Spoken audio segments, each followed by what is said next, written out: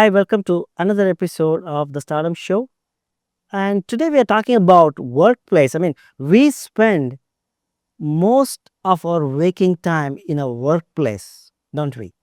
Even children who are working in studying in schools, it is workplace for the teachers, right? So today we have Abi Roni Matom, who is the author of the book Future of Workplace Design. And welcome to the show, Abi. Thank you, Raam. Please tell us about this book. Like, first of all, let's learn more about this book. Yeah, the future of workplace actually go through a series of steps which we need to understand and imply for future-ready spaces, adaptive and inclusive spaces for incoming generations. That means all generations at the workplace today. So, is it different for different generations? Like, why do you say for the Gen Z or GenBlend workforce? What is exactly the Yeah. meaning of that? So it is very interesting actually. This is the first time in the history that all the four generations are at the workplace together at one place. That means you have baby boomers, you have Gen X, you have millennials and the youngest Gen Zs. Not to forget, there is also micro generations who are in between these larger generations all together at the workplace. So it's very essential for us to understand what generations are looking from each other and try and connect and build bridges for them. So this book explores all that aspects. So, is that the reason why you chose to write this book, or is there any other reason behind writing this book at this time?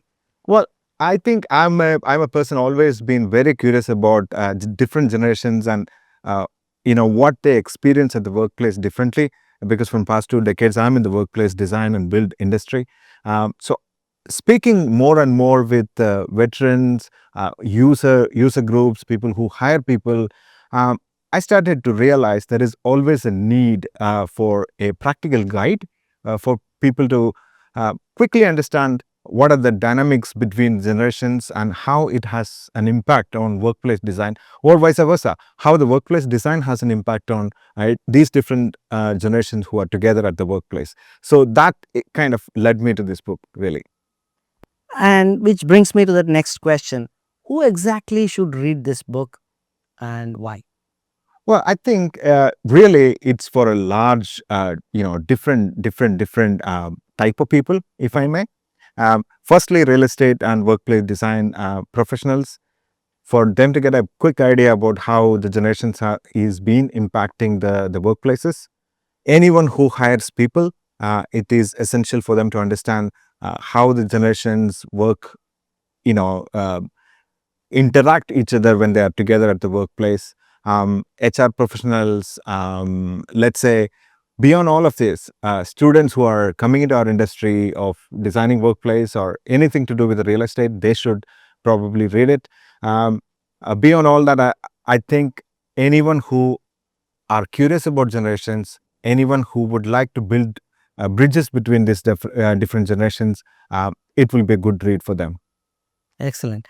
Now, let's talk about the title, The Future of Workplace Design. That is the title of the book. And Right. also, subtitle is Placemaking for a Gen Enabled Force. Yeah.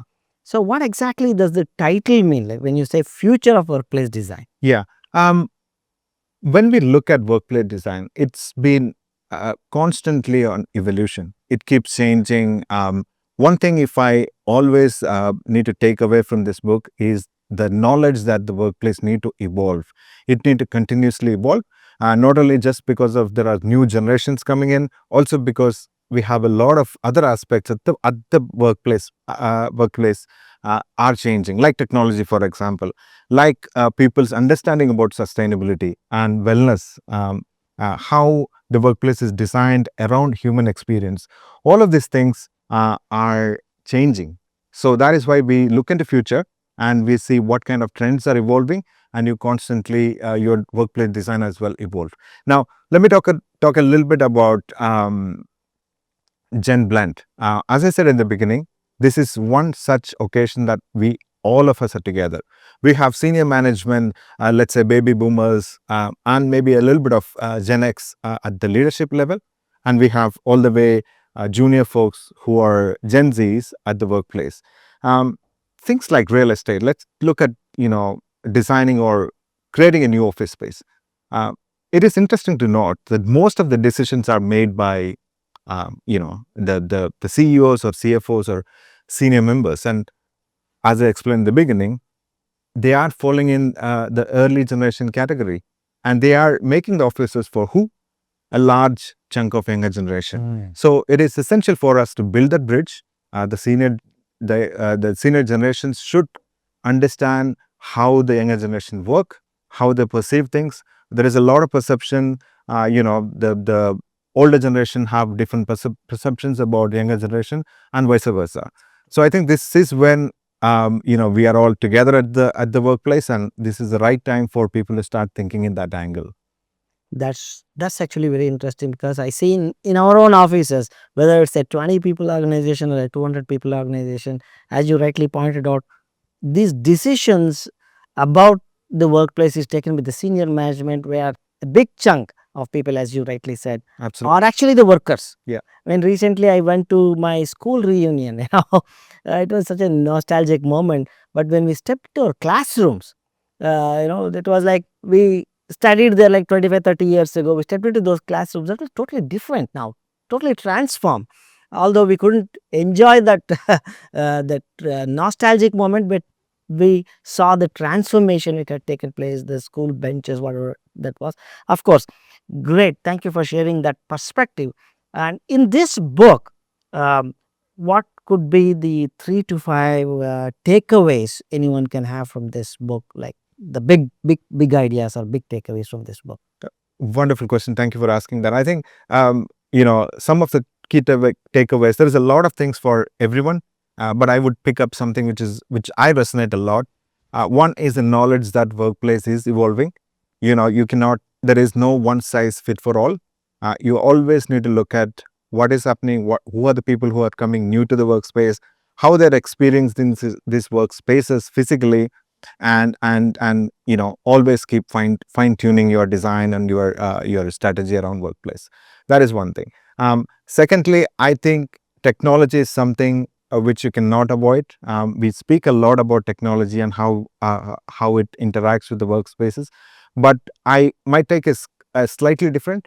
Yes, we have to integrate technology into workspace, but you also do it from a place of understanding where human interaction is much highly important when you compare with the technology. So technology, you look at it as an enabler, and then you enable the people to connect more, and collaborate more. So use the technology as an enabler for the human experience. That is another takeaway. Another one is, especially with the younger generation coming into play, everything, their value systems are slightly different from older generations. So I think staying close to sustainability and wellness, it is important. People, the younger generation, whoever I spoke to, they're very keen to know about how organizations are perceiving work-life balance, what is their value system towards sustainability, ESG goals, the companies has. All of these things resonate with them.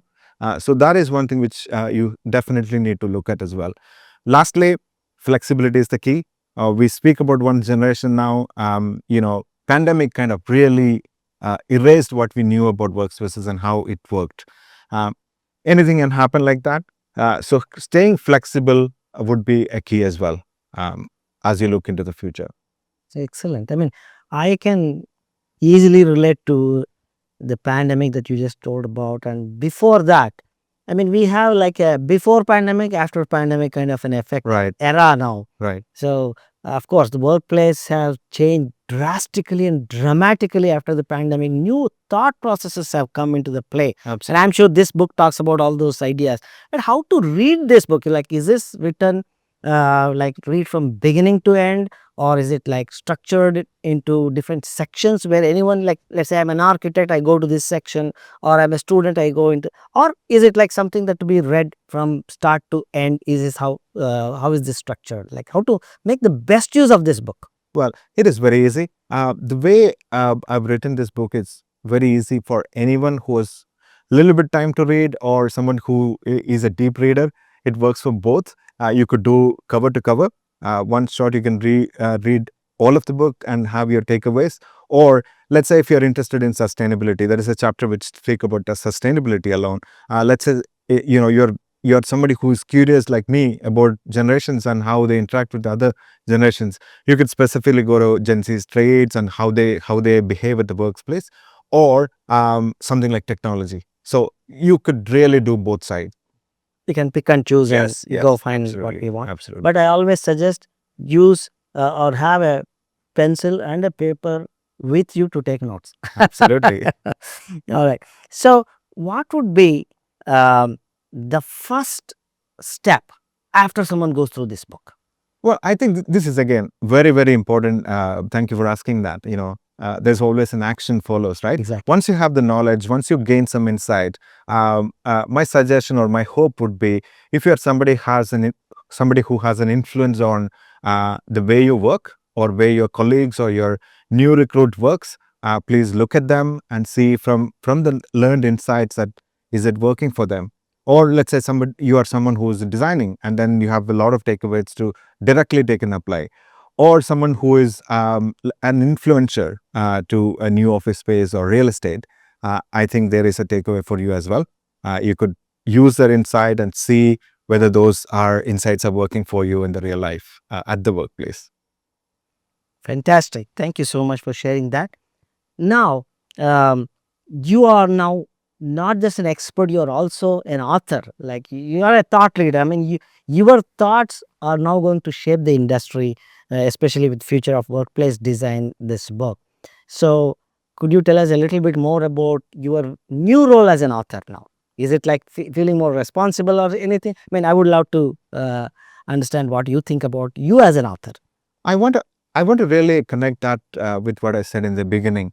Um, One thing with workplace and real estate, what I've realized is it always changes. So, as an author, as somebody who is really, looking into what's happening at the workplace industry, very focused and very keenly, and I think there is always learning. We keep learning about new trends, how things are working for the new younger generations, and you keep continuously giving back to the industry, the community. So you always evolve, you always adapt, you're always gaining more knowledge about how things work for the people. So there is no stop to the learning at all. Evolve, adapt, and Yeah, learn more. learn more always. Excellent, excellent. So if any reader has any question, maybe a doubt or a question, they want to reach out to you, what's the best way to reach you as an author? I think both LinkedIn is open. You can reach out to me with via LinkedIn, or you could email me. My email ID is Oh, is in is the there in the book. excellent. I'm always interested to learn everyone's perspective about the younger generations, and how you perceive them, how you think they are perceiving you. So those conversations are always interesting for me, and I look forward for that. And if you are someone who is looking to create a new space, or your organization is looking to create a new space, please feel free to talk to me, and we can always find something better. And you know what to refer to. This is the map. Absolutely. This is the map, the best. Yeah, it's a practical guide. Mhm. Definitely. So as they say, the best time to grab your map is before you head on your journey, like before you start your journey. So the first step would be to grab the book, and the next step would be to reach out to you. 100%. All right. What does the title actually mean? Well, there's two parts to it. Placemaking and GenBlend. This needs a little bit of explanation, I think. When I say GenBlend, as I said in the beginning, this is one time in the history that all generations are together. So when you're looking at designing a workplace or designing anything to do with people at work, it has to be intentional. It cannot be just one size fit for all. It has to be um, designed for the people at work, in the context of people working, different generations working together. Now, the placemaking is interesting one. That basically means that you are not creating a beautiful space which is not supporting your business, but it's actually uh, a space which drives collaboration and brings more togetherness. Mhm. Yeah. Oh, is that how you have conceived that. Yes, yes. So Wow. placemaking goes beyond aesthetics. So it's not just putting a table and a chair and Yeah, asking yeah, people to work. yeah. I think, as I mentioned in the beginning, workplace design evolved a lot.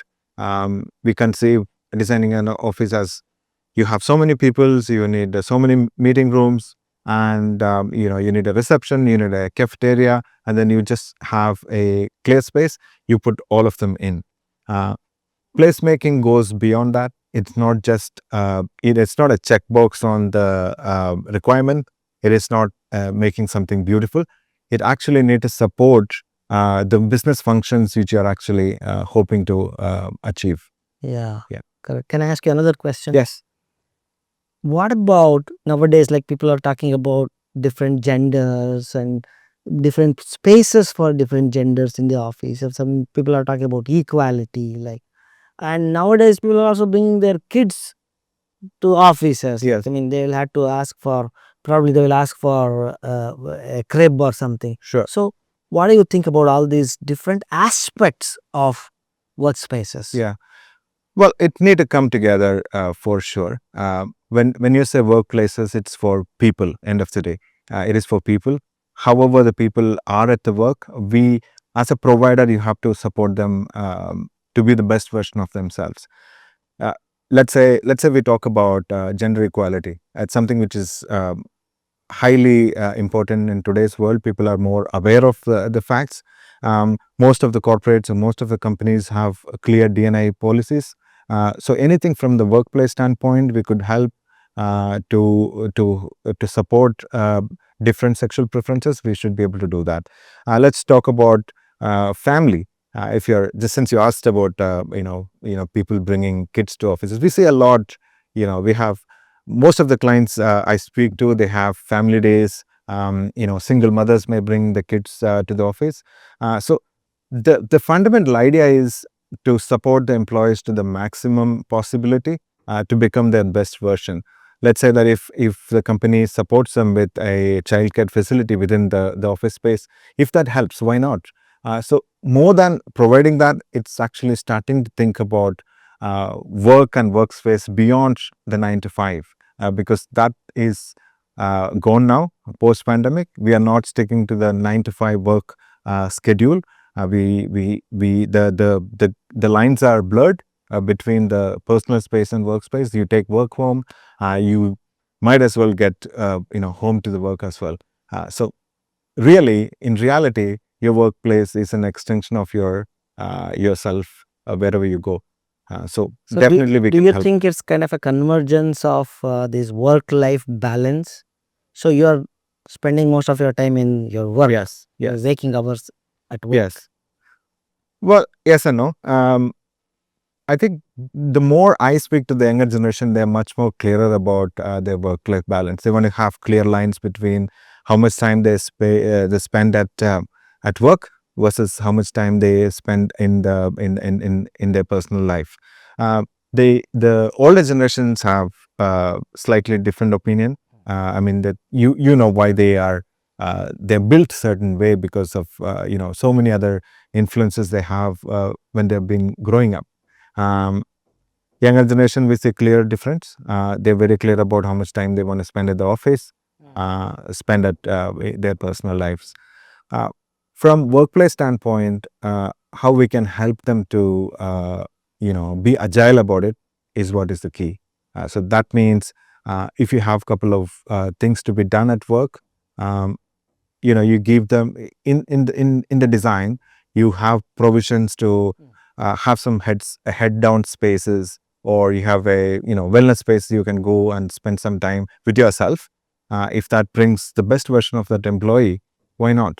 All of these things start to really need to be considered when you're actually designing the space. Excellent. Thank you.